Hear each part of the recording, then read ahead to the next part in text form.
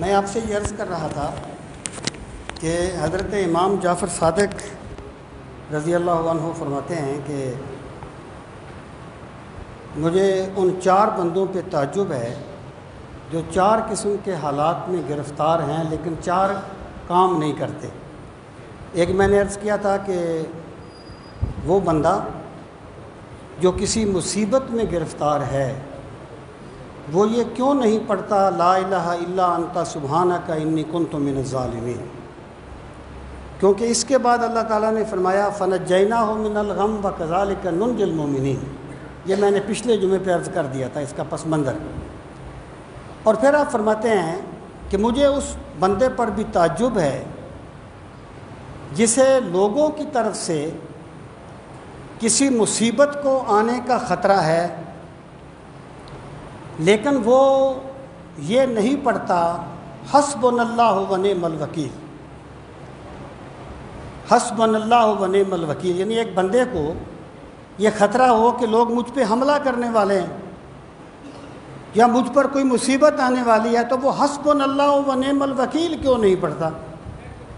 کیونکہ اس کے بعد اللہ تعالیٰ نے فرمایا فانقلبوا بنعمۃ من اللہ وفضل لم یمسسہم سوء، کہ پھر وہ اللہ کے فضل سے واپس لوٹے اور انہیں کسی قسم کی کوئی مصیبت نہیں پہنچی۔ ایکچولی یہ غزوہ احد کی طرف اشارہ ہے کہ جب مسلمانوں کا بہت سا نقصان ہو گیا اور مشرک میدان چھوڑ کے چلے گئے تو وہاں جا کر انہوں نے ایک پلاننگ کی۔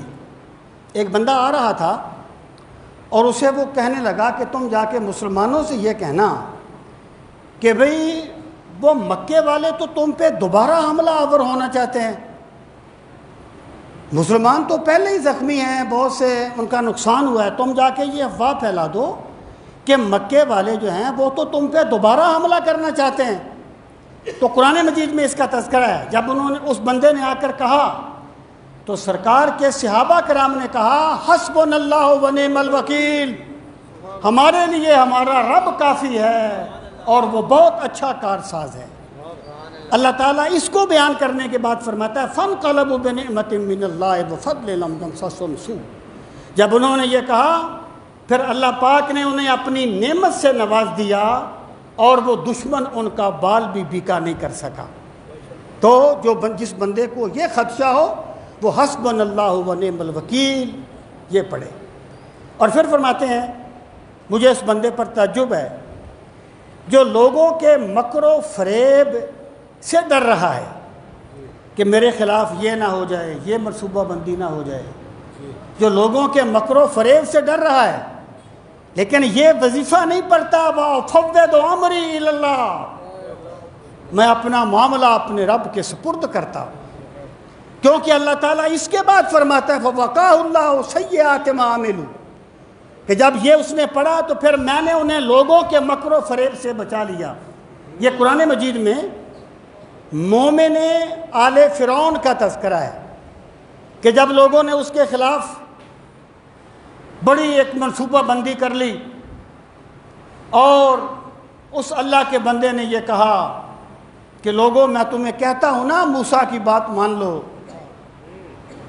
اللہ کے پیغمبر کو نہ جھٹلاؤ، لیکن تم مجھے مارنے پہ تلے ہوئے ہو۔ پھر اس نے کہا وَأُفَوِّضُ أَمْرِي إِلَى اللَّهِ، میں اپنا معاملہ اپنے رب کے سپرد کرتا ہوں۔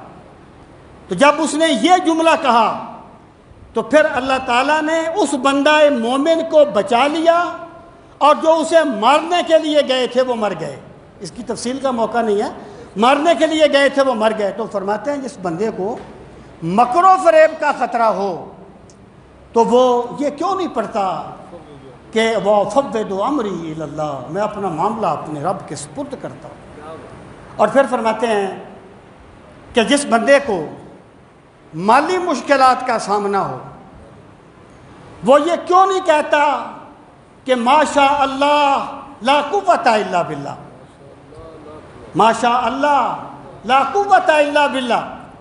یہ قرآن مجید میں ایک تمثیل بیان کی گئی ہے 2 بندوں کی، ایک مومن تھا ایک مشرک تھا۔